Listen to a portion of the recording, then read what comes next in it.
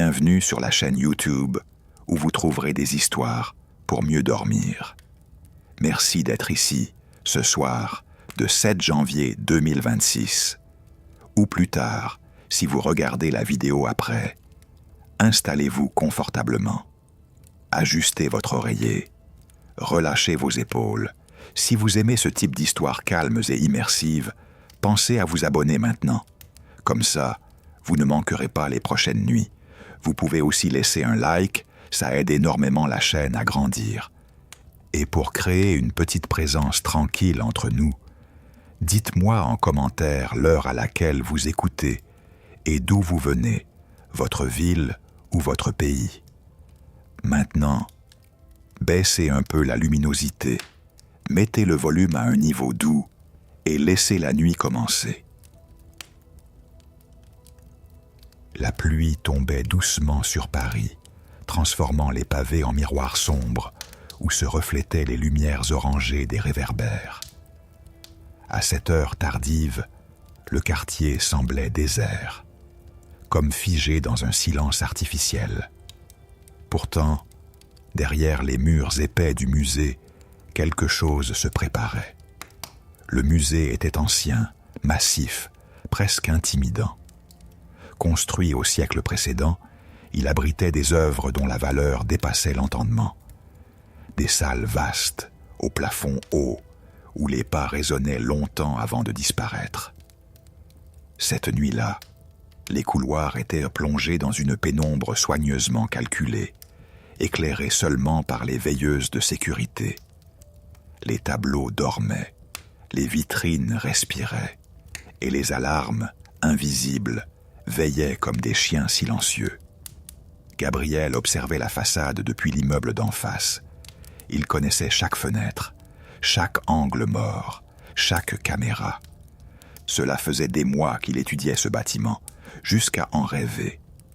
À ses côtés, Élodie referma lentement son manteau, le col remonté jusqu'au menton.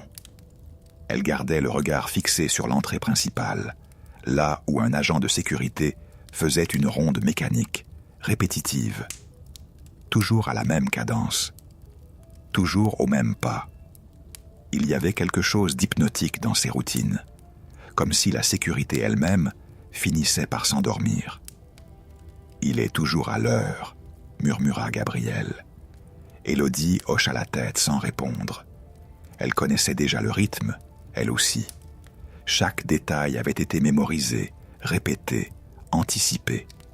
Rien n'avait été laissé au hasard. Du moins, c'était ce qu'ils croyaient.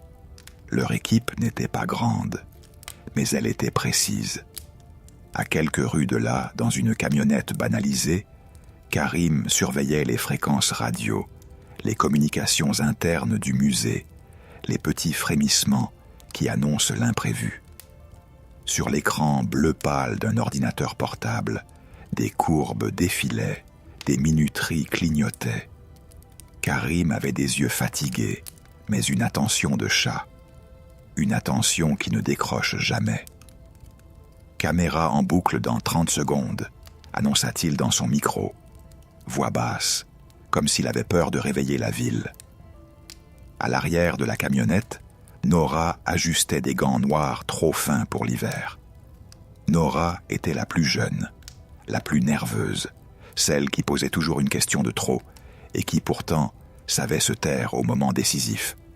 Elle répétait mentalement le plan comme une prière. Entrer, avancer, ne toucher à rien, ne pas courir, sortir et surtout respirer.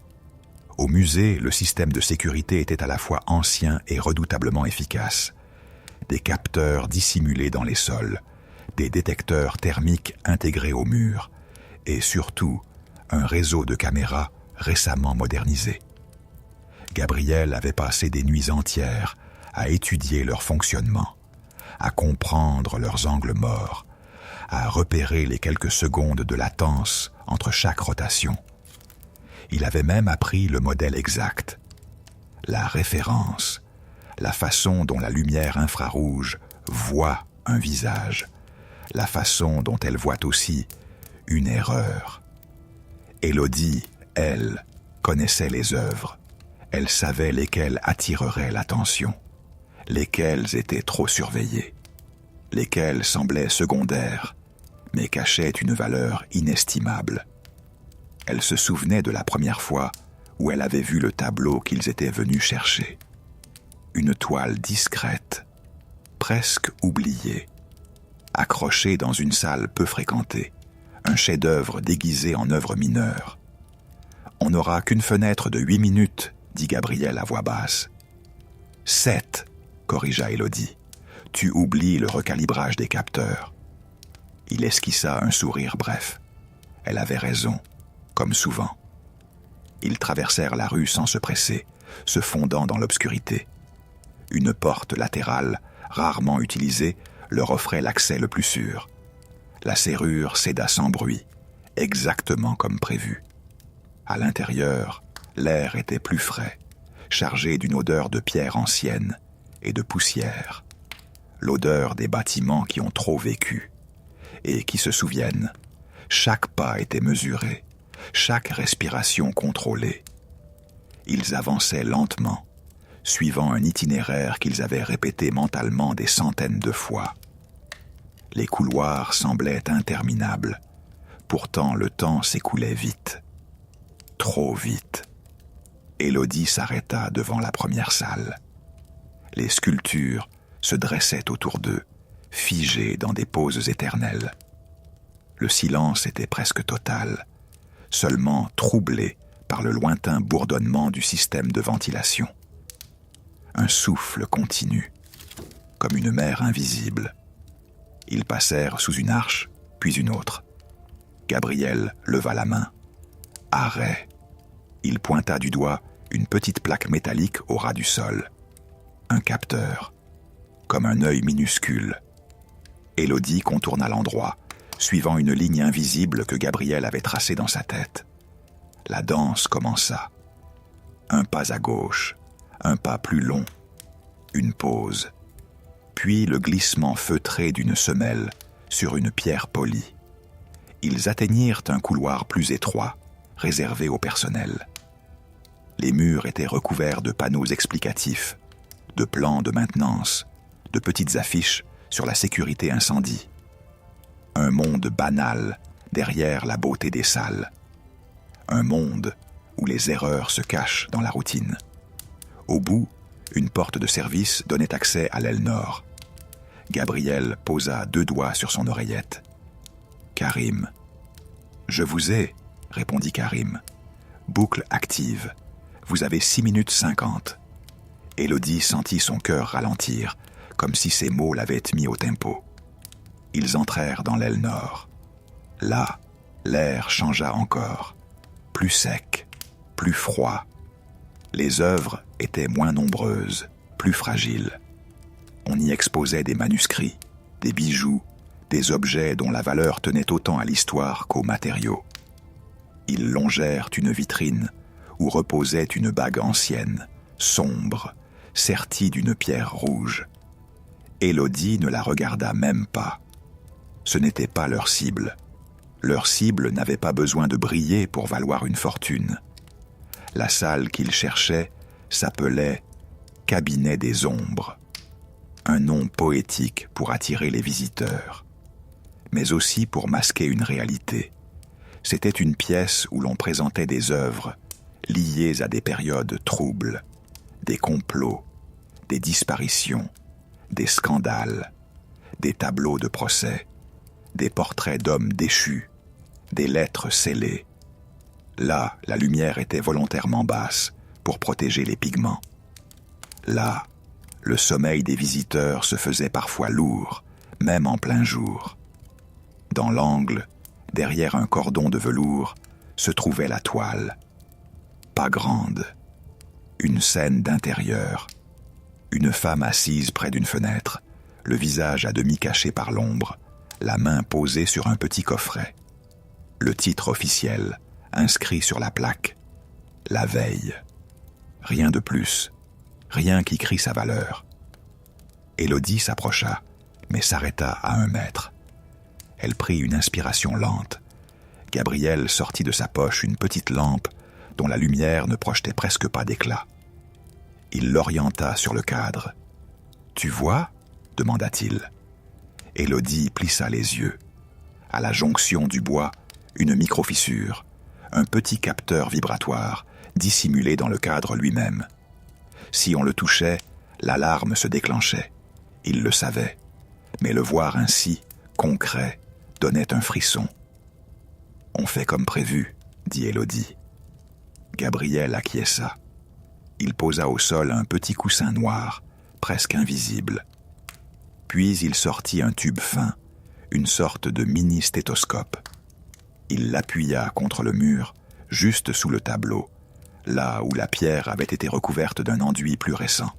« La plaque est ici, » murmura-t-il.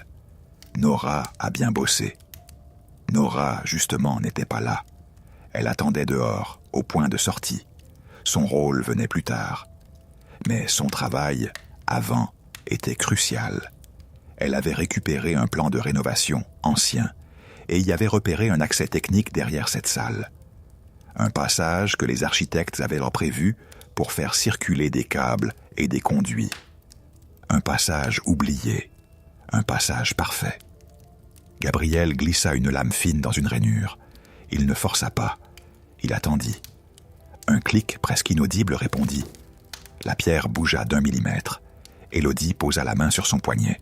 « Doucement. »« Toujours, » répondit-il. Ils retirèrent la petite plaque de pierre, révélant un espace sombre. Derrière, un boîtier de câbles. Et, au centre, un module de sécurité. L'alimentation du capteur du tableau. Karim avait réussi à obtenir le modèle exact. Il avait répété sur un boîtier identique, pendant des semaines. Encore et encore, jusqu'à ce que ses doigts agissent sans réfléchir. Gabriel sortit un petit appareil, le plaça contre le module. Une lumière verte s'alluma, puis une orange. « Karim ?» murmura-t-il. « Tu confirmes ? Je vois la baisse de charge. Tu as 30 secondes avant la bascule automatique. » Élodie sentit la sueur froide dans son dos. Gabriel inspira, puis exécuta un geste précis. Il déconnecta une fiche, en connecta une autre. Un relais, une fausse alimentation. Le capteur croirait toujours être alimenté. Le musée, lui, ne verrait qu'une fluctuation banale. Une petite faiblesse de courant, une nuit de pluie, rien de dramatique. La lumière passa au vert fixe. « Ok, » dit Karim. « Vous avez 5 minutes 10. » Il n'avait pas de temps pour célébrer. Gabriel rangea l'appareil. Élodie sortit enfin un cutter minuscule, et avec une délicatesse infinie, elle découpa le petit fil de sécurité qui maintenait le tableau au mur. On aurait dit un geste de restauration. Pas un vol. Gabriel attrapa le cadre par-dessous, sans toucher les côtés. Il le souleva d'1 centimètre. Rien, pas d'alarme. Élodie retint son souffle. Puis, comme un rideau qui se soulève, le tableau quitta le mur. Derrière, il y avait autre chose. Un coffre, pas grand. Une plaque de métal sombre incrustée dans la pierre, avec une serrure ancienne. Une serrure qui n'avait rien à faire là. Un secret planté dans un mur, comme une phrase qu'on n'ose pas dire. Élodie se figea. « Ce n'est pas sur le plan », murmura-t-elle. Gabriel sentit un froid étrange lui traverser la nuque. Ils avaient prévu un tableau, une fuite, une vie nouvelle. Pas une surprise, pas un secret. « Karim, » dit-il, « tu savais ça ? » « De quoi tu parles ? Derrière le tableau, il y a une plaque, un coffre dans le mur. » Silence radio. Karim ne répondit pas tout de suite. Puis sa voix revint, plus tendue. « Non, rien dans les données. Rien du tout. » Élodie fixa la serrure. Elle était décorée de motifs minuscules, presque religieux. Une clé ancienne aurait été nécessaire. Pourtant, au centre, un petit détail moderne. Une vis récente. Comme si quelqu'un avait entretenu ce dispositif. Comme si quelqu'un venait parfois s'assurer que le secret dormait encore. « On ne touche pas, » souffla Élodie. « On est là pour le tableau. » Gabriel hésita. Il sentit le poids du cadre dans ses mains. Et il sentit aussi autre chose, la présence d'un plan plus grand que le leur. « On prend le tableau et on part », dit-il enfin. Ils replacèrent une copie, une toile imprimée, préparée à l'avance, avec un cadre identique. De loin, sous la lumière faible, personne ne verrait la différence. Élodie fixa les attaches avec des gestes nets. Gabriel remit le capteur en place, replaça la plaque de pierre. Tout devait redevenir comme avant, comme si rien ne s'était passé. « Temps ?» demanda Élodie. « 2 minutes 40, répondit Karim. Et il y a un mouvement bizarre sur la caméra du couloir sud. Je ne sais pas si c'est un bug ou si quelqu'un s'est levé. » Gabriel et Élodie n'échangèrent pas un regard. Ils n'en avaient pas besoin. Ils reculèrent, reprenant le chemin à l'envers. Même danse, même prudence. Mais cette fois, leur corps était plus lourd, comme si le musée avait accroché une griffe à leur peau. Dans le couloir du personnel, une porte claqua au loin. Un son sec. Bref, pas assez fort pour être normal, trop précis pour être le vent. Accélérer sans courir, souffla Karim. Ils arrivèrent à la porte latérale. Gabriel poussa doucement. Rien, comme si quelque chose bloquait. Il sentit la pression de la panique monter. Élodie posa la main sur la poignée, puis sur le bois. Elle ferma les yeux, écouta. De l'autre côté, des pas rapides. Une démarche lourde, régulière, comme un gardien en ronde. Sauf que ce n'était pas l'heure. Pas maintenant. « On attend », murmura-t-elle. « On n'a pas le temps », répondit Karim. Boucle caméra finit dans 40 secondes. Gabriel pensa à Nora, dehors, au point de sortie. Il pensa à la rue, à la pluie, à la liberté. Il pensa aussi à la plaque dans le mur, à la serrure, à l'idée qu'il venait d'effleurer quelque chose de plus dangereux qu'un vol. Les pas se rapprochèrent. Gabriel sortit un petit spray, prêt à aveugler. Élodie posa doucement sa main sur son bras. Non, pas de violence. Alors quoi? Elle indiqua le plafond, là où un conduit de ventilation passait, large, ancien. Ils avaient repéré ce conduit comme solution d'urgence, mais ils ne pensaient pas l'utiliser. Trop risqué, trop étroit. Élodie attrapa une grille, dévissa 2 attaches. Gabriel l'aida. La grille se détacha, révélant un noir profond. Les pas étaient désormais tout près. Ils se hissèrent dans le conduit. La poussière leur envahit la bouche. Le métal était froid. Ils avancèrent à plat ventre, glissant comme des ombres. Derrière eux, la porte de service s'ouvrit. Une voix d'homme, calme, presque polie, résonna dans le couloir. « C'est étrange. Je croyais avoir entendu quelque chose. » Gabriel et Élodie restèrent immobiles, le corps collé au métal, le souffle suspendu. Le gardien, ou qui que ce soit, fit quelques pas. Puis il s'arrêta. « Je sais que vous êtes là, » dit la voix, toujours douce. « Ce n'est pas une menace, c'est une constatation. » Élodie sentit la peur monter, mais elle la força à se transformer en lenteur, à se transformer en silence. Elle posa sa main sur le bras de Gabriel, comme pour l'ancrer. La voix reprit, plus proche de la grille qu'ils avaient laissée entr'ouverte. « Le tableau n'est pas ce qui m'intéresse. Mais vous, oui. » Karim chuchota dans l'oreillette, affolé. « Je capte pas la radio du musée. Ça, c'est pas un agent. Je répète, c'est pas un agent. » Dans le conduit, la poussière collait à leurs paupières. Le métal vibrait légèrement, comme si le bâtiment respirait. Gabriel sentit une goutte de sueur glisser le long de sa tempe. Élodie, elle, avait une idée terrible. Quelqu'un les attendait depuis le début. La voix en bas soupira, comme un homme patient. « Nous pouvons faire simple. Je ferme la porte, vous partez, et demain vous m'appelez. Je laisserai un numéro, dans la boîte aux lettres de l'immeuble en face. Celui où vous observiez la façade. Vous voyez ? Je sais déjà beaucoup. Silence. Puis, très doucement, la porte se referma. Les pas s'éloignèrent. Dans le conduit, Gabriel se força à respirer. Il sentit son cœur cogner, non pas de l'effort, mais d'une colère froide. On les avait manipulés. On les avait laissés entrer. On les avait guidés jusqu'au tableau. Et on leur disait maintenant qu'on connaissait leurs points d'observation, leurs habitudes, leur souffle. Karim murmura. « Sortez, maintenant. Je remets la boucle une dernière fois, mais je ne peux pas tenir longtemps. » Ils avancèrent dans le conduit, cherchant la sortie secondaire. Elle débouchait sur un local technique, puis sur une cage d'escalier. Gabriel glissa le premier, puis aida Élodie. Ils atterrirent sur le sol, étouffant un bruit. Le local était rempli d'outils, de rouleaux de câbles, de cartons. Une lampe de chantier diffusait une lumière jaune. Et là, un homme était assis comme s'il attendait. Il n'était pas grand.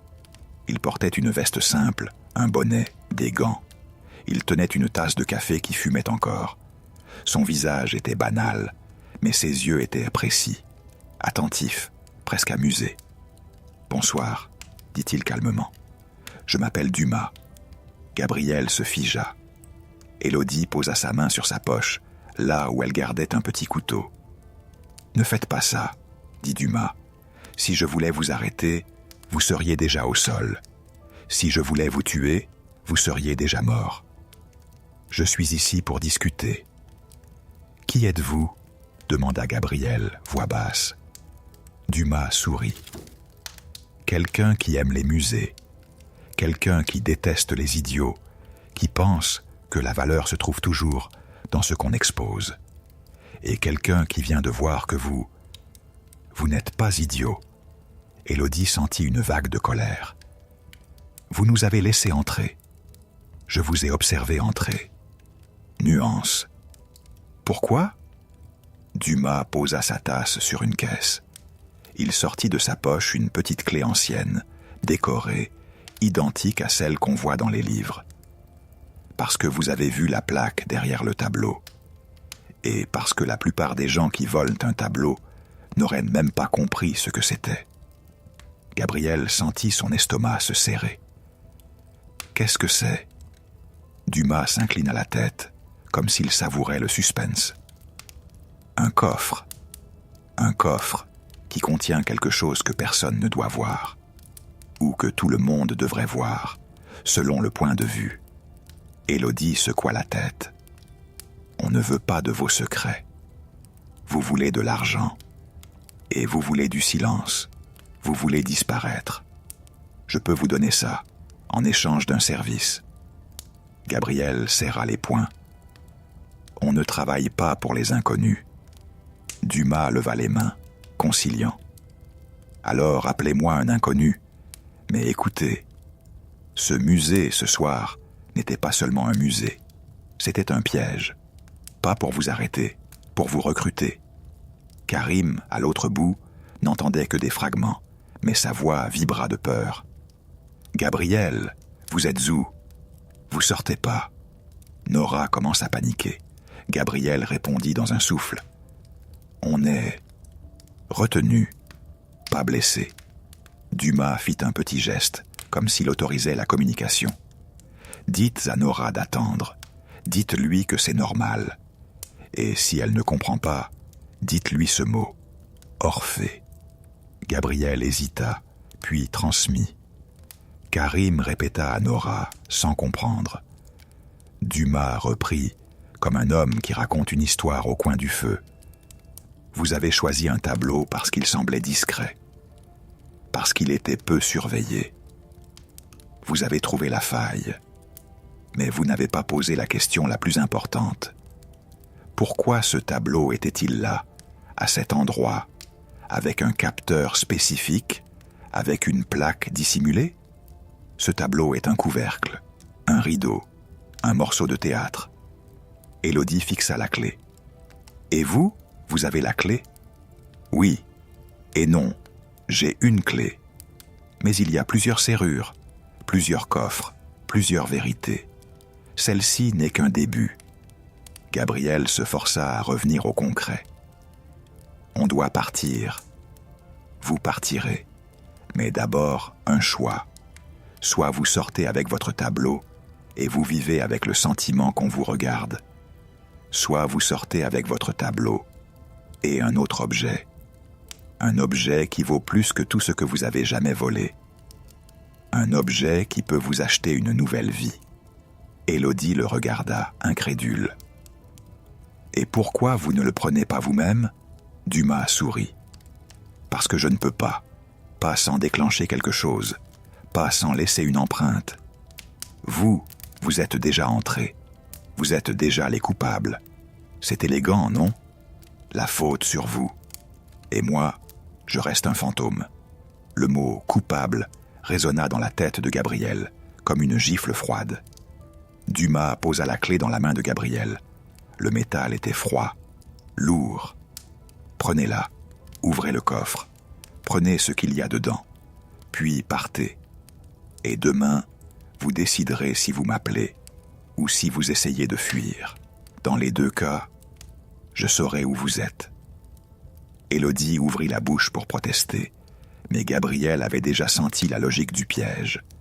S'ils refusaient, ils restaient faibles. S'ils acceptaient, ils devenaient complices. Dans tous les cas, ils étaient déjà dans l'histoire. « Une question, » dit Gabriel. « Pourquoi moi ? Pourquoi nous ?» Dumas le regarda, plus sérieux. « Parce que vous avez une chose rare, la patience. Vous ne cherchez pas le bruit, vous cherchez l'ombre. Et les ombres, parfois, ouvrent des portes qu'on n'ouvre jamais en plein jour. » Il se leva, prit sa tasse et se dirigea vers une porte secondaire. « Je vous laisse 3 minutes. Après, je ne suis plus là. Et le musée redevient ce qu'il était, un bâtiment plein de caméras, d'alarmes et de gens qui adorent enfermer les autres. » Dumas disparut. Élodie regarda Gabriel. « On ne devrait pas... » « Je sais. » Pourtant, ils repartirent. Le retour vers le cabinet des ombres semblait irréel, comme si le musée avait changé de texture. Les couloirs étaient les mêmes, mais ils étaient désormais peuplés par une idée. Quelqu'un les attendait derrière chaque statue. Quelqu'un connaissait chaque pas.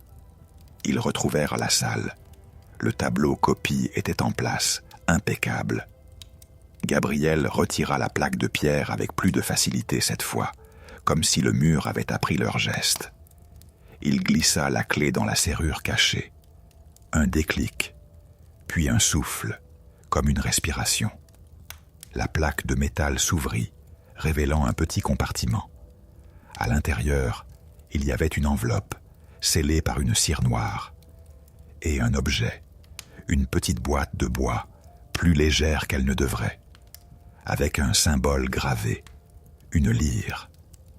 Élodie prit l'enveloppe. Elle la sentit vibrer, comme si elle contenait un secret vivant.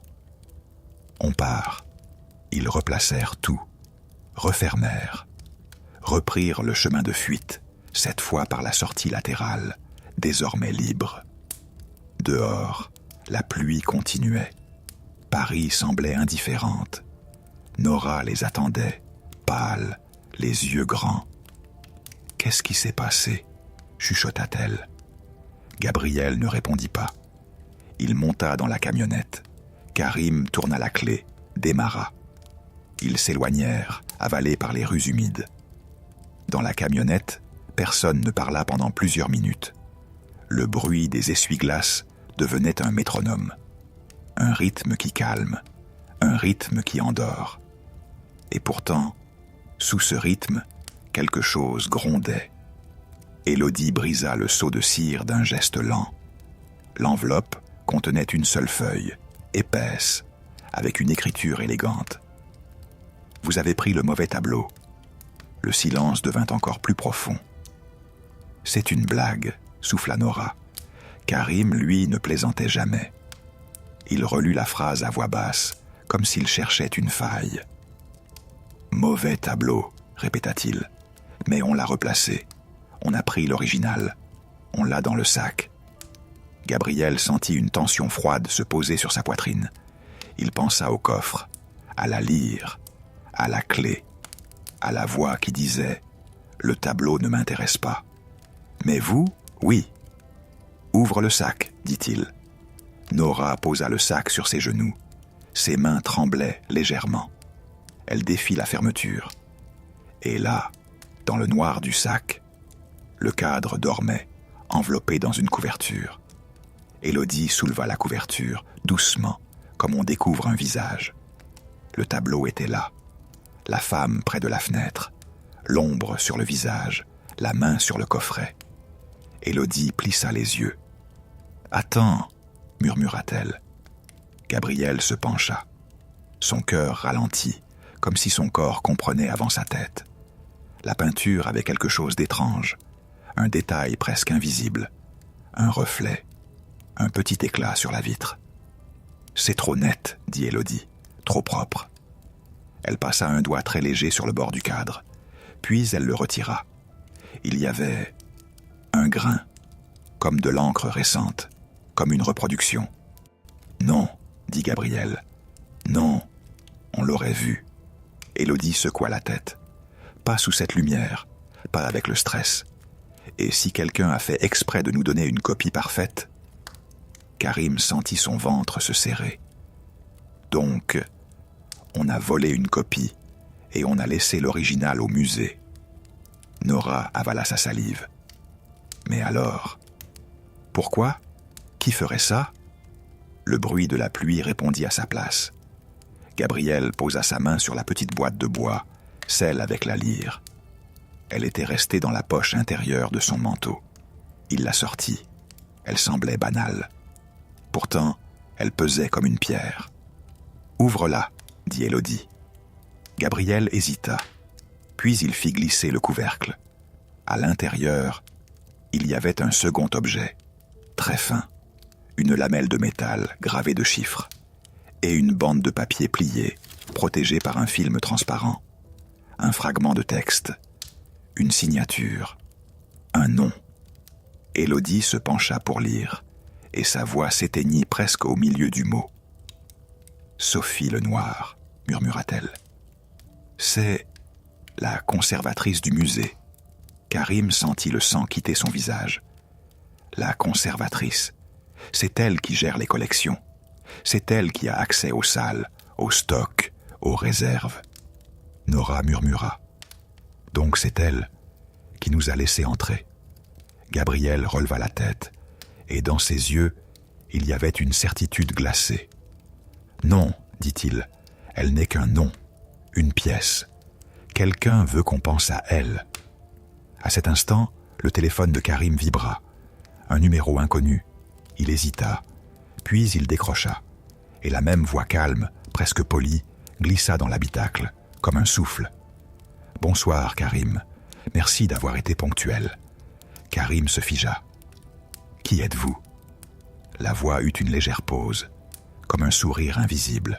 « Disons que je vous offre une histoire, une vraie, et que vous venez d'en tourner la première page. » Puis la ligne coupa, et dans le silence qui suivit, l'essuie-glace continua son va-et-vient lent, régulier, hypnotique, comme si Paris, elle aussi, respirait au rythme de leur peur. Personne ne parlait. Les mots semblaient dangereux, comme s'ils pouvaient attirer un regard, déclencher une caméra, réveiller quelqu'un. Gabriel gardait la boîte de bois sur ses genoux, les doigts posés dessus, comme pour s'assurer qu'elle existait vraiment. Élodie, elle, fixait la pluie sur la vitre, perdue dans un mélange d'analyse et de peur. Karim conduisait avec une concentration rigide. Nora respirait trop vite, puis se forçait à ralentir, comme on apprend à se calmer dans le noir. Au bout de plusieurs minutes, Karim prit une sortie discrète et s'engagea dans une ruelle étroite, bordée d'immeubles fatigués. Il coupa le moteur sous un lampadaire tremblant. Le silence tomba d'un bloc, et avec le silence, une sensation étrange, comme une présence qui s'installe à l'arrière de la gorge. « On doit vérifier si on est suivi », souffla Karim. Gabriel hocha la tête. Il regarda dans les rétroviseurs. Des phares au loin, un scooter, un taxi. Rien de certain. Tout pouvait être une menace, tout pouvait être banal. Le problème, c'est que la peur transforme le banal en piège. Élodie reprit l'enveloppe, la feuille où ces mots étaient imprimés comme une condamnation. « Vous avez pris le mauvais tableau. »« Ça veut dire quoi exactement ?» demanda Nora, la voix petite. « Ça veut dire qu'on a servi de main, » répondit Gabriel. « Une main qu'on peut couper après usage. » Il sortit la lamelle de métal gravée de chiffres. Dans la lumière jaune du lampadaire, les chiffres ressemblaient à un code. Une suite, une adresse, une combinaison, une date. Élodie s'en empara, la tourna, la retourna. Son esprit cherchait un point d'accroche. « Regarde, dit-elle enfin. Il y a des petits points ici, comme des repères. Ça ressemble à une partition. » Karim fronça les sourcils. « Une partition, avec des chiffres ?» Élodie acquiesça lentement. « Oui, comme les systèmes anciens où on note des positions plutôt que des notes. Et le symbole de la lyre, ce n'est pas décoratif. Ça renvoie à Orphée. » Le mot résonna, et Nora le répéta à voix basse, comme un nom interdit. Orphée. Gabriel sentit un frisson. Dumas avait prononcé ce mot comme un sésame, comme un code qui calme une panique, comme un mot qu'on donne à un chien pour qu'il comprenne qu'on est de la famille. « On doit bouger, » dit Karim. « Pas ici. » Ils redémarrèrent, parcourant des rues plus calmes, jusqu'à atteindre un parking souterrain à demi vide. Le béton y sentait l'humidité. La lumière au néon vibrait. Ici, le monde semblait s'être arrêté. Ils se garèrent au fond, là où les caméras étaient cassées depuis longtemps, là où les murs avaient été tagués puis oubliés. Karim sortit un ordinateur portable, l'ouvrit sur ses genoux. Il tapota, chercha. Des programmes de chiffrement, des cartes, des plans. Il finit par afficher un document qu'il avait récupéré des réseaux du musée, un vieux listing interne où figurait le personnel, les accès, les badges. « Sophie Lenoir », murmura-t-il. « Elle existe. Conservatrice en chef, entrée il y a 4 ans. Réputation parfaite. Articles dans des revues, conférences, patronage de mécènes. » Nora serra les mains. « Donc c'est elle ?»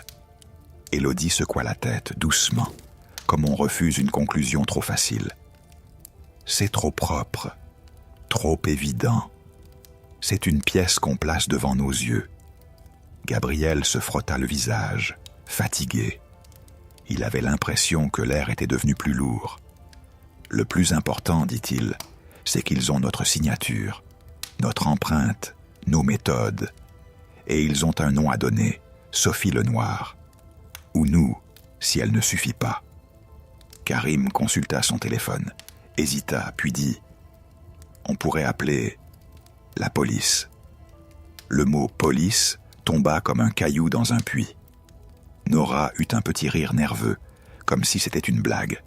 « Sérieusement, après ce qu'on a fait ?» Élodie posa sa main sur le bras de Karim. « Si on appelle la police, on est perdu.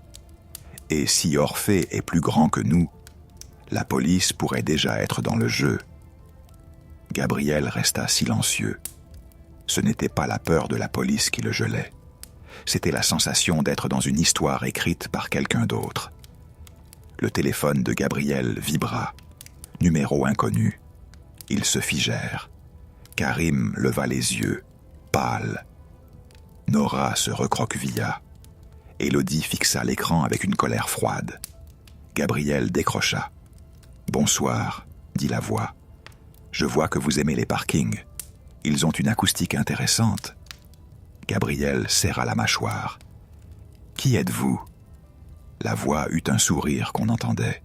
« Disons, que je suis celui qui vous a évité une arrestation immédiate, celui qui vous a offert une sortie plutôt qu'une prison. Dumas. Ce nom est pratique, oui. Gabriel sentit la rage monter. Vous nous avez donné une copie, vous nous avez piégés. Non, répondit la voix, douce. Je vous ai donné une chance. Vous avez pris ce que vous deviez prendre. Le tableau n'était qu'un rideau. Vous avez franchi la scène. Maintenant, vous êtes dans les coulisses. Élodie se pencha vers le micro. « Qu'est-ce que vous voulez ?» La voix marqua une petite pause, comme si elle appréciait qu'elle prenne la parole. Une rencontre, simple, sans violence, dans un lieu neutre, et pour vous prouver que vous avez encore une marge de choix. « Où ?» demanda Gabriel. « Place des Vosges, dans 1 heure, banque près de la fontaine. Vous viendrez à 2. Les 2 autres resteront à distance, si vous n'y allez pas. Demain matin, Sophie Lenoir sera arrêtée. Et dans la semaine, vous serez trouvés, l'un après l'autre. » Sans bruit, le silence s'abattit. « Vous bluffez, » dit Karim. La voix répondit sans se presser. « Karim, vous avez une cicatrice sur la main gauche, près du pouce. Une brûlure. Vous l'avez faite en bricolant un court-circuit il y a 2 ans. Vous voyez ? Je ne bluffe pas. Je constate. » Karim devint livide. La voix reprit, plus basse. « Dans 1 heure, place des Vosges. » La ligne coupa.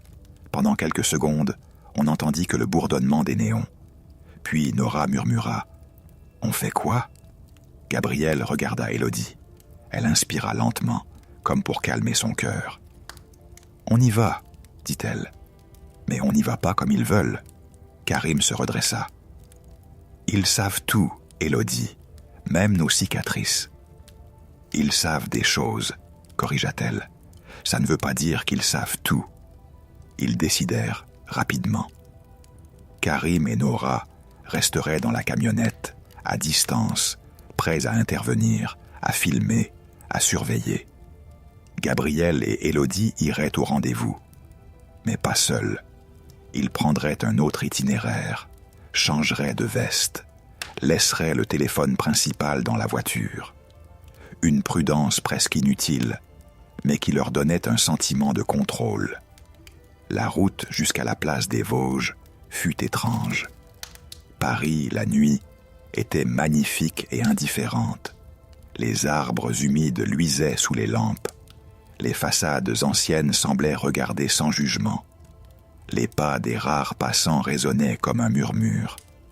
Et au-dessus, le ciel était noir, sans lune, comme une toile sur laquelle on peut écrire n'importe quelle histoire.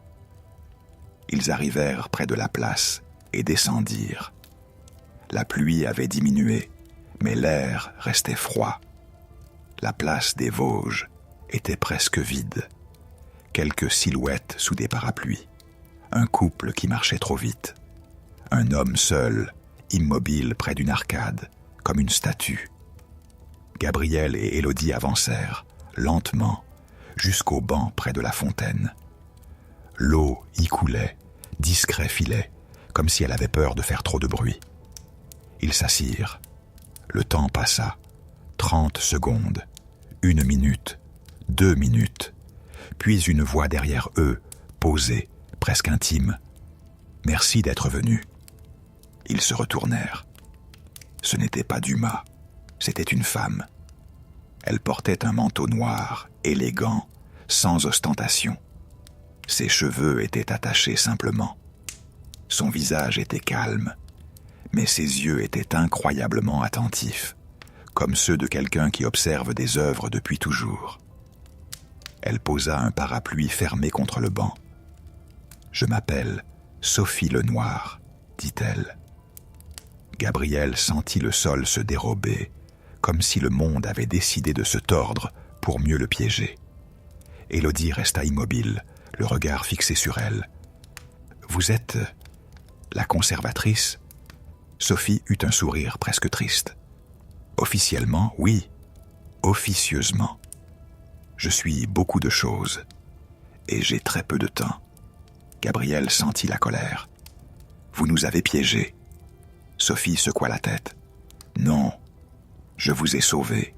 Ceux qui vous ont observé au musée voulaient vous arrêter, pas vous recruter. Moi, j'ai détourné le plan. Élodie plissa les yeux. Pourquoi ? Sophie regarda la fontaine, comme si elle cherchait la bonne façon de dire quelque chose de lourd. Parce que je sais ce que vous avez pris, dit-elle. Et parce que ce que vous avez pris n'est pas un objet, c'est une clé. Gabriel sortit la petite boîte de bois, la tint entre ses doigts. Ça ? Sophie hocha la tête. La lyre n'est qu'un symbole. Ce qui compte, ce sont les chiffres gravés. La lamelle. C'est un accès, une route, un passage vers une réserve clandestine, une réserve d'œuvres disparues, des œuvres qu'on croit détruites, perdues, brûlées. Elles dorment dans un endroit que très peu de gens connaissent. « Et Orphée ?» demanda Élodie. Sophie eut un petit rire sans joie. « Orphée est un nom que des hommes puissants utilisent pour se donner l'air mythologique.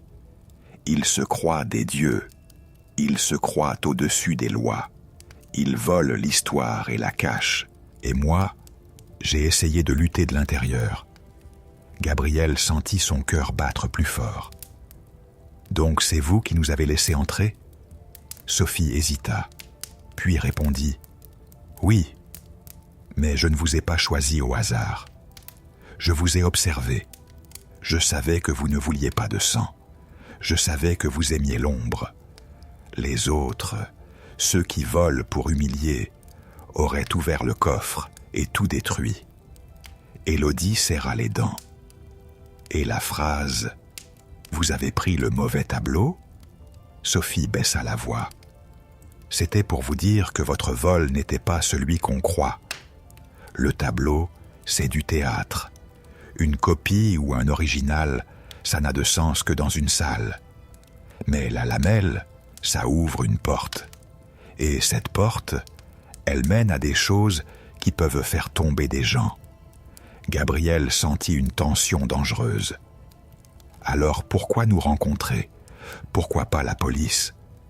Sophie fixa Gabriel, et dans son regard, il y avait une fatigue immense. Parce que la police est déjà compromise, pas toute, mais suffisamment. Et parce que si j'y vais, je suis morte. Je suis déjà morte, en réalité. Je le sais. Et ce soir, j'ai une dernière chance de mettre quelque chose entre de bonnes mains.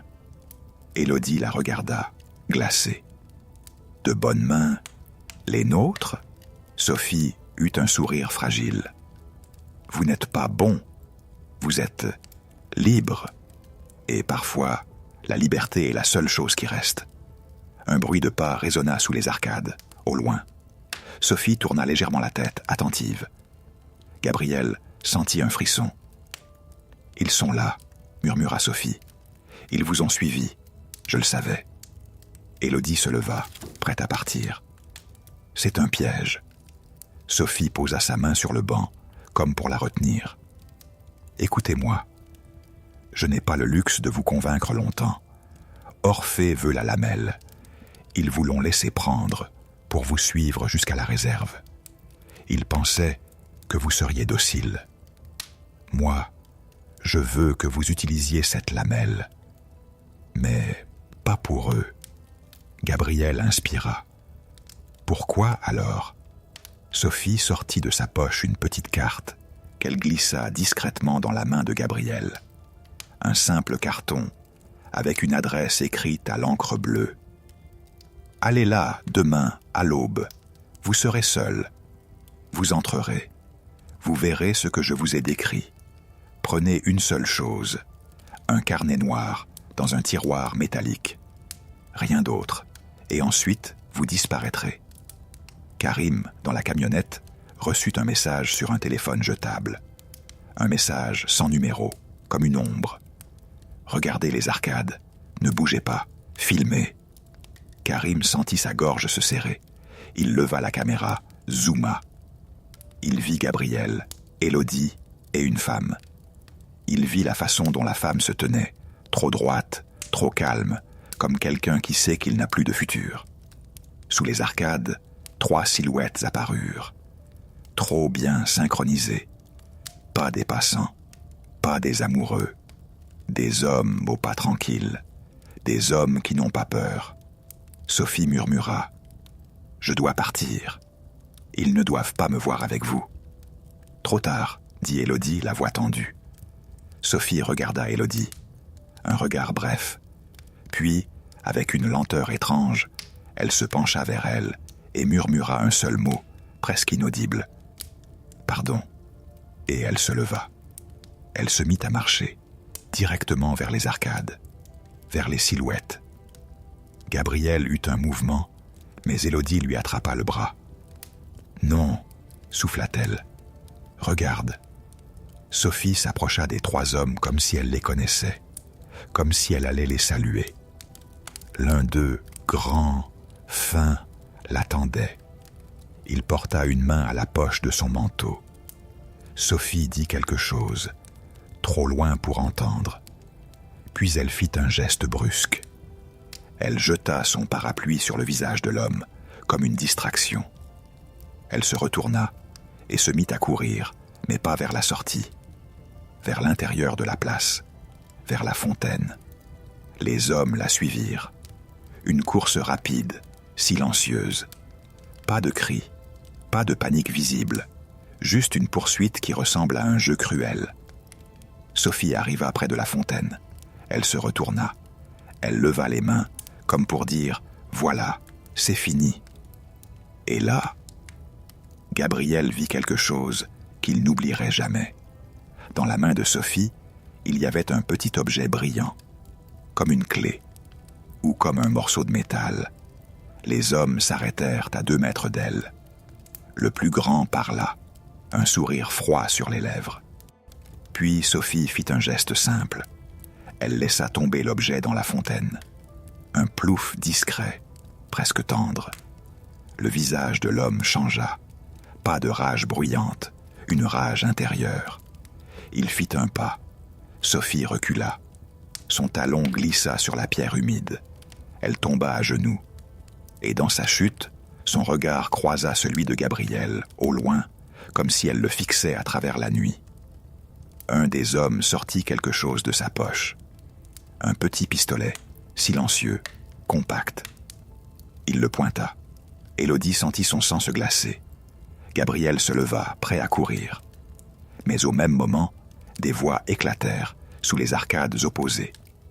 Une patrouille de police apparut. 2 agents. 3. Et derrière, un véhicule. Des gyrophares bleus se mirent à pulser sur les murs. Les hommes reculèrent. Ils rangèrent l'arme comme un geste banal.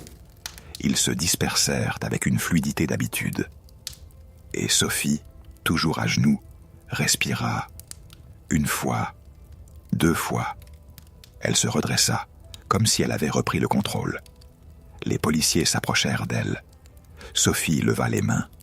Elle parla. Elle montra quelque chose, une petite carte d'identité. Elle semblait parfaitement calme. Gabrielle eut un vertige. « Elle les connaît », murmura Élodie. « C'est elle qui les a appelés. » Karim, dans la camionnette, tremblait. Il filmait. Il voyait la scène. Il voyait Sophie, entourée de policiers. Et il voyait surtout un détail. Un des policiers posa la main sur l'épaule de Sophie. Un geste trop intime, trop protecteur. Karim comprit. « C'est pas la police », murmura-t-il. « C'est à eux. » Il envoya un message à Gabrielle, en urgence. « C'est un piège. Ils sont avec elle. » Gabrielle sentit son téléphone vibrer, lut. Son ventre se contracta. Élodie attrapa Gabrielle par la manche. « On part. Maintenant. » Ils se levèrent, quittèrent la place sans courir, comme des passants. Ils contournèrent les arcades, se glissèrent dans une rue latérale. La pluie reprenait. Fine, froidement. Dans la camionnette, Karim démarra dès qu'il les vit. Ils montèrent, haletants. Nora pleurait sans bruit. « Elle était avec eux » demanda-t-elle. Sophie, elle était avec eux? Élodie regarda Gabriel, cherchant une réponse. Gabriel serra la petite boîte, la lamelle, l'enveloppe, et la carte écrite à l'encre bleue. « Je ne sais pas, dit-il, mais elle nous a donné une adresse, et elle a jeté quelque chose dans la fontaine. » Karim fixa la route. « Elle a jeté quoi ?»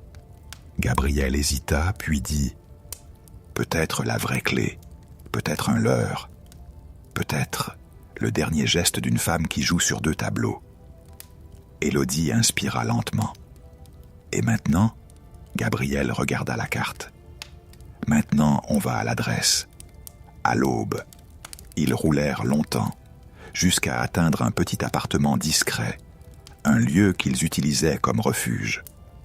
Un endroit sans photo, sans souvenir. Un endroit fait pour disparaître. Ils fermèrent les rideaux.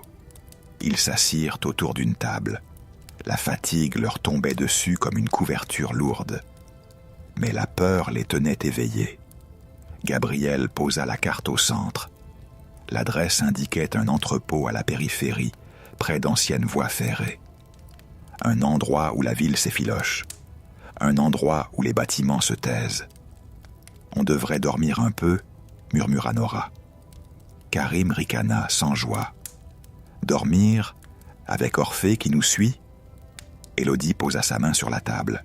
« On se repose 20 minutes, dit-elle. Pas plus. Et on part avant l'aube.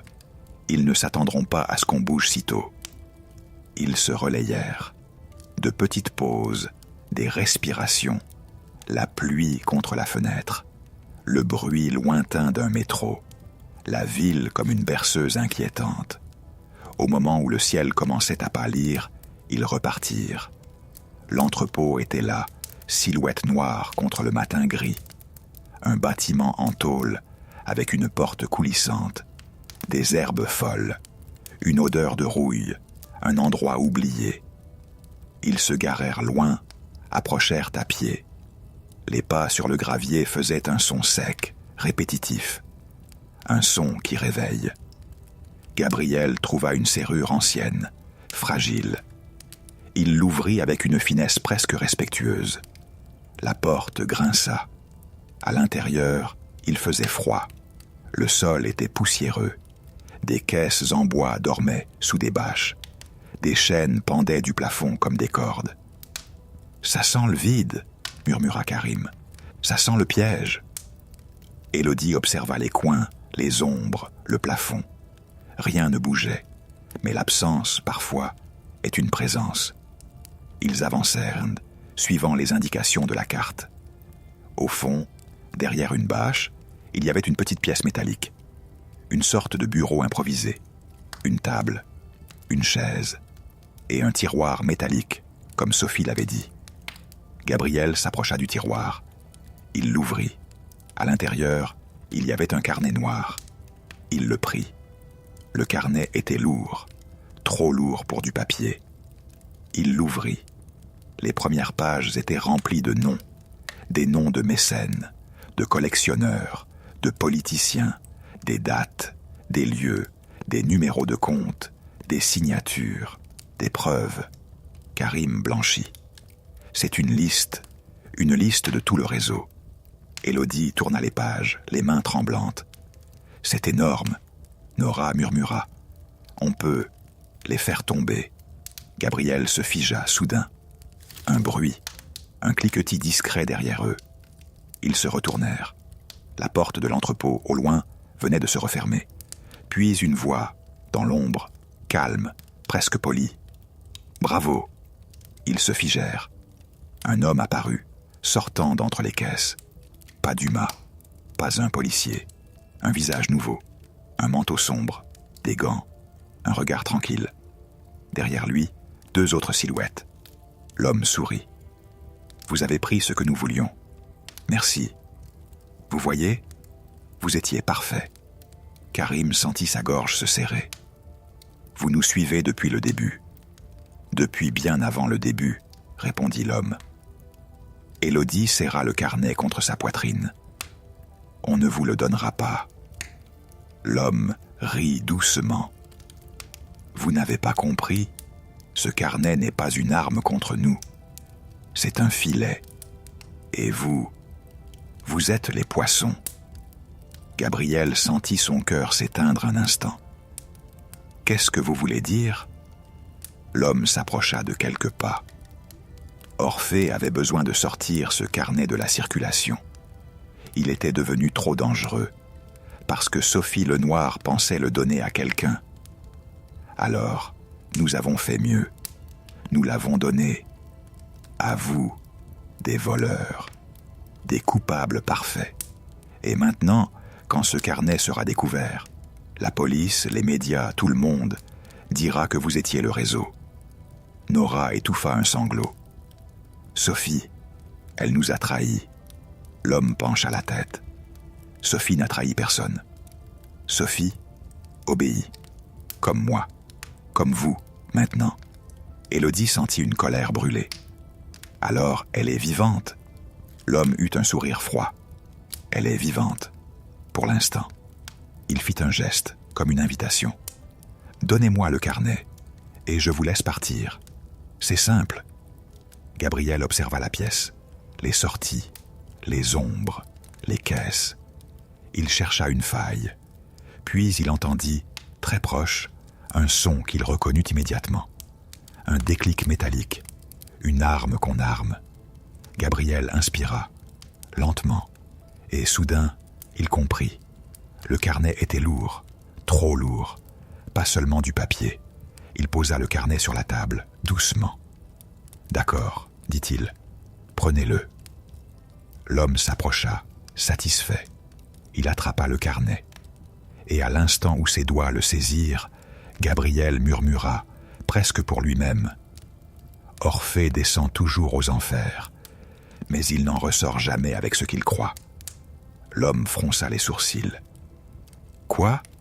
Gabriel recula d'un pas et cria. Maintenant, Karim, sans réfléchir, lança vers le sol un petit boîtier qu'il avait préparé. Un boîtier qu'il n'avait jamais eu besoin d'utiliser. Une fumée épaisse s'échappa, blanche, aveuglante. Le chaos se répandit dans l'entrepôt en une seconde. Les silhouettes toussèrent, reculèrent. L'homme au carnet fit un pas, aveuglé. Élodie attrapa Nora par le bras. Gabriel saisit Karim. Ils coururent vers une porte latérale repérée plus tôt, un vieux rideau de tôle. Ils sortirent dans le froid du matin, haletants. Ils coururent entre les herbes, vers les voies ferrées, vers la brume. Derrière eux, des cris étouffés, des pas, puis un silence. Ils s'arrêtèrent sous un pont, le cœur battant. Élodie regarda Gabriel, incrédule. « Tu savais qu'il y aurait un piège ?» Gabriel secoua la tête. « Je savais qu'on ne survivrait pas sans plan B. » Karim respira fort, puis éclata d'un rire nerveux. « On a perdu le carnet. » Gabriel sortit alors de sa poche un petit objet, une page arrachée, une seule page.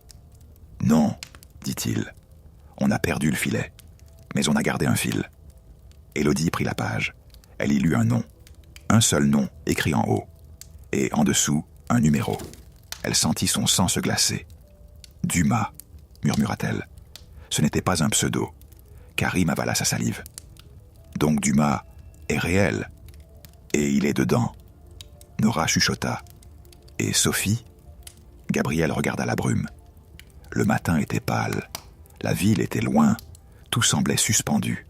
« Sophie nous a donné l'adresse, dit-il. Elle savait. Elle voulait qu'on prenne le carnet. Elle voulait qu'on soit vu. Elle voulait nous forcer à choisir. » Élodie serra la page. « Choisir quoi ?» Gabriel la regarda, et sa voix se fit plus basse. « Choisir de fuir, ou de se retourner. Choisir d'être des voleurs, ou d'être des témoins. » Un téléphone vibra. Cette fois, ce n'était pas un appel. C'était un message. Une seule phrase. « Vous avez été courageux. Maintenant, dormez. Nous reprenons ce soir. » Élodie sentit un frisson. Ils ne vont pas s'arrêter. Gabriel prit une inspiration lente, comme pour calmer son cœur. Non, dit-il, ils vont continuer, parce qu'ils pensent que l'histoire leur appartient. Il regarda la page arrachée, puis la petite boîte à la lire, puis les chiffres gravés. Et dans son esprit, une idée terrible se forma, une idée qui ressemblait à une porte. « Alors on va leur reprendre, murmura-t-il. Pas l'argent, pas les tableaux. » Élodie le regarda. « Quoi, alors ?» Gabriel répondit très doucement, comme si la brume pouvait entendre. « La vérité. » Et au loin, Paris continuait de respirer, lente, immense, indifférente, comme une ville qui ne dort jamais vraiment, comme une ville qui attend, patiemment, que quelqu'un finisse l'histoire. Et voilà, notre histoire se termine ici, dans le silence et dans l'ombre. Si cette enquête vous a plu, et si vous aimez ces récits calmes, sombres et immersifs, pensez à vous abonner pour ne pas manquer les prochaines histoires. Vous pouvez aussi laisser un like, ça aide énormément la chaîne à se faire connaître, même quand on reste dans la discrétion. Et surtout, dites-moi en commentaire l'heure à laquelle vous écoutez, et si vous étiez plutôt team mystère ou team enquête pour la prochaine histoire. Maintenant, prenez une dernière respiration lente, relâchez les épaules, laissez les pensées s'éloigner et laissez le sommeil venir doucement. Bonne nuit et à très bientôt.